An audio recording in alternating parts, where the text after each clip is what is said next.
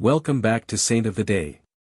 Today, July 20th, we're going on a journey that spans nearly 3,000 years of faith, starting all the way back in the Old Testament, with Saint Elijah the Tishbite, the great prophet of the Lord. Elijah lived in the 9th century before Christ, in the kingdom of Israel, in a dark age when King Ahab and the Phoenician queen Jezebel were forcing the people to worship the false god Baal. His very name was a declaration of war. Elijah means, "The Lord is my God." Faced with the people's apostasy, he prophesied a catastrophic drought as divine punishment, and God sustained him in extraordinary ways, fed by ravens beside a brook, and later multiplying the flour and oil of a pagan widow in Zarephath, whose son he also raised from the dead. The peak of his mission came on Mount Carmel, where, alone against 450 false prophets, he called on the Lord, who sent fire down from heaven onto the water-soaked sacrifice. Hunted by a furious Jezebel, he found God's true presence not in the wind or the earthquake, but in the whisper of a gentle breeze on Mount Horeb. His earthly life ended in a way unique in history. He was taken up alive into heaven in a chariot of fire, before his disciple Elisha. That's why, since the 12th century, hermits settled on Mount Carmel inspired by his life, recognizing him as the spiritual father of the Carmelite order. He's invoked against droughts and as the patron of drivers, and he left behind the motto that echoes through the centuries, "As the Lord God of Israel lives, before whom I stand." On this same July 20th, centuries later, the Church also celebrates Saint Margaret of Antioch, known in the East as Saint Marina the Great Martyr. She lived in the early 4th century, during the great persecution under Emperor Diocletian, in the city of Pisidian Antioch. She was the daughter of the region's most important pagan priest. She lost her mother as a child and was secretly raised in the Christian faith by her wet nurse. When her father discovered her conversion, he threw her out of the house, and Margaret took up work as a simple shepherdess. One day, her beauty caught the eye of the Roman prefect Olybrius, who tried to force her into marriage and renunciation of her faith. Facing the young woman's firm refusal, he subjected her to brutal torture in prison. Popular tradition holds that, imprisoned in the dungeons, the devil himself attacked her in the form of a monstrous dragon that swallowed her whole, but the small crucifix she carried tore through the beast's insides, splitting it open and allowing Margaret to escape unharmed. After surviving further torture, she was finally beheaded. Devotion to her only grew over the centuries, and because of that episode of emerging unharmed from the dragon, she became the patron of pregnant women, difficult childbirths, and kidney ailments. In a very different way, another saint celebrated today had the rare privilege of personally meeting an apostle, Saint Apollinaris of Ravenna. Born in Antioch of Syria in the 1st century, he was touched by the gospel upon meeting Saint Peter himself, and he left his pagan family behind to accompany him to Rome. Recognizing his unshakable virtue, Peter consecrated him bishop and sent him on a dangerous mission, to evangelize Ravenna, an important port city in northern Italy. There, Apollinaris performed remarkable healings, including raising the daughter of a local Roman elite from the dead, sparking mass conversions and, at the same time, the fury of pagan priests. Over more than 20 years as bishop, he was the victim of repeated beatings and torture. They forced him to walk barefoot over burning coals, poured scalding water over his open wounds, and crushed his mouth with stones to silence his preaching. Even after being banished to Greece multiple times, he kept sneaking back to his flock, until he was finally beaten to death by a mob in Class, the port of Ravenna, around the year 79. A spectacular 6th-century Byzantine mosaic, still preserved today in the Basilica of Sant Apollinaire in Class, immortalizes him as the Good Shepherd among 12 white sheep. He is the patron of the Emilia-Romagna region and is invoked against epilepsy and gout. Still in the 1st millennium, but now in North Africa, we meet Saint Aurelius of Carthage, bishop and confessor between the 4th and 5th centuries. When he took over the leadership of the Diocese of Carthage, around the year 391, he found a flock deeply torn apart by the Donatist movement, which had fractured nearly every city in Africa into rival factions. Aurelius's genius lay in his ability to build bridges. He forged an unbreakable intellectual and pastoral friendship with Saint Augustine, Bishop of Hippo.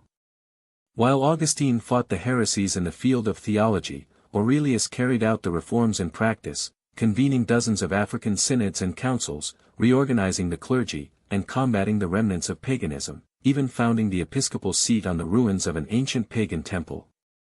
With immense pastoral charity, he opened paths of reconciliation for repentant Donatist clergy, welcoming them back without stripping them of their priestly dignity. He died peacefully in 430, just before the Arian Vandals invaded and tore down the institutions he had worked so hard to rebuild. He is remembered as a tireless defender of the Church's unity. Going back to the 1st century, but now to Jerusalem, we meet Saint Joseph Barsabbas, nicknamed the Just. He was one of the rare disciples who followed Jesus Christ without interruption, from his baptism in the Jordan River all the way to the ascension on the Mount of Olives, a complete eyewitness to the Lord. After Judas Iscariot's betrayal and suicide, the Apostolic College needed to be restored, and the assembly of believers gathered in the upper room discerned only 2 men worthy of the position, Joseph Barsabbas and Matthias. The final decision was entrusted to the Holy Spirit through the casting of lots, and the lot fell on Matthias. It's at this moment that Joseph reveals his greatest virtue. Free of any resentment over his apparent passing over, he rejoiced at his companion's election and continued, for the rest of his life, a ministry of preaching and quiet holiness. His sanctity lies precisely in the purity of his intentions and the complete absence of ecclesiastical vanity, proof that closeness to Christ matters more than any title.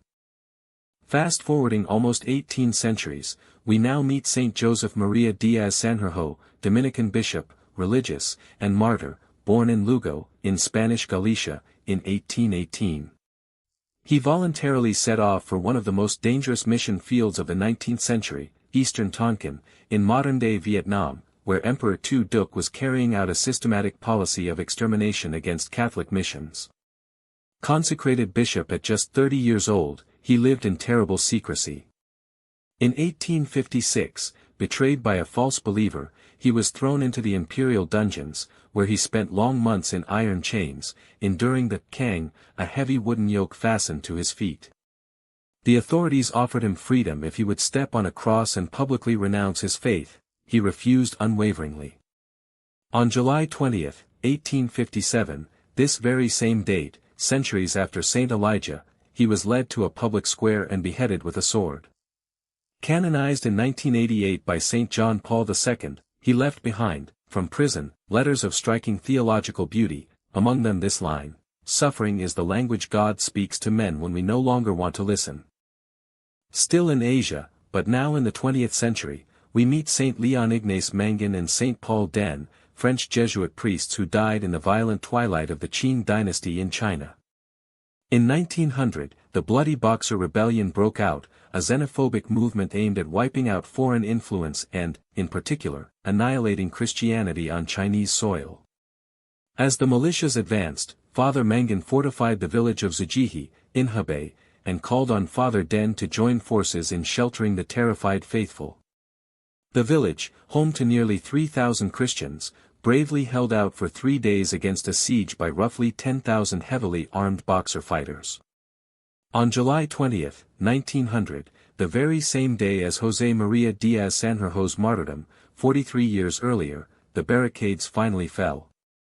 Refusing to flee or renounce their faith, the 2 priests put on their sacred vestments, sat down before the altar, and kept absolving the prostrate crowds until the attackers broke down the doors and opened fire on the altar. The laywoman Mary Jo Wuji threw herself over Father Mangin's body in a desperate attempt to shield him with her own. They were canonized together in the year 2000, among the 120 martyrs of China. Back to the Iberian Peninsula, but now in the 9th century, we meet Saint Paul of Córdoba, deacon and martyr. At that time, the region was under the rule of the Umayyad Emirate of Córdoba, and Mozarab Christians lived under dhimmi status. They could keep their faith, as long as they paid heavy taxes and never uttered any blasphemy against Islam. Inspired by reading about the ancient Roman martyrs and by the movement led by Saint Eulogius, Paul, serving as a fervent deacon, decided not to wait for a passive denunciation. He voluntarily went before the courts and the palace of the Muslim authorities, where, in a public square, he unhesitatingly proclaimed the sole divinity of Christ. Given the explicit violation of Islamic law, and refusing to recant, he was sentenced to death by the sword, completing his martyrdom in the year 851. Only one direct quote survives from his life, spoken to the judges, Christ is the true God. He is remembered for his fortitude and his unbreakable public witness of faith. Now in 7th century Merovingian France, we meet Saint Wulmar, priest and abbot. Unlike most saints, Wulmar was a grown man, validly married and deeply in love with his wife, when old legal disputes within her family were used by regional powers as a pretext to forcibly annul the marriage, brutally separating him from the woman he loved.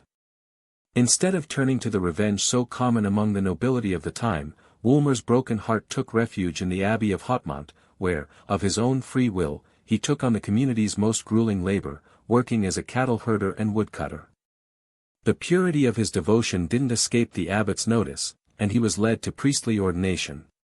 Consumed by a longing for radical solitude, he was granted permission to withdraw as a hermit, but his holiness became a magnet, drawing dozens of men seeking spiritual guidance, forcing him out of his solitude to found the great abbey of Samar, along with a convent for women entrusted to the care of his niece, Saint Aremberta. He died in 689. His life celebrates the triumph over despair through the contemplative life. And we close out today, July 20th, with a saint from our own era, Blessed Luigi Novarese, Italian priest and founder, who lived from 1914 to 1984. As a young man, he was struck by an excruciating, advanced case of bone tuberculosis, considered utterly incurable at the time, which left him severely immobilized. Refusing to give in to despair, the teenager prayed unceasingly, asking for the intercession of Our Lady Help of Christians and Saint John Bosco, and, in a way inexplicable to the medicine of his day, he recovered completely. That healing filled him with a lasting sense of gratitude, leading him to priestly ordination in 1938. Inspired by Pope Pius XII's teachings on co-redemption, he founded the Marian Priestly League, the Suffering Volunteers Center, and later the Silent Workers of the Cross. Novarese broke decisively with traditional medical paternalism, teaching that the seriously ill and people with physical disabilities are not passive objects of charity, but active agents of evangelization, united to the Passion of Christ. He was beatified by Pope Francis in 2013 and left behind the famous line, "Charity means sharing in the joy of others." If you've made it this far, you've now met 10 stories of faith spanning nearly 3,000 years, and the full prayer for each of these saints is in this video's description. Ask any one of them to intercede for someone you love, comment below telling us which story touched your heart the most, and be sure to subscribe to Saint of the Day to meet, tomorrow, one more saint that history almost forgot. Share this video, because every share like that is truly a small act of evangelization.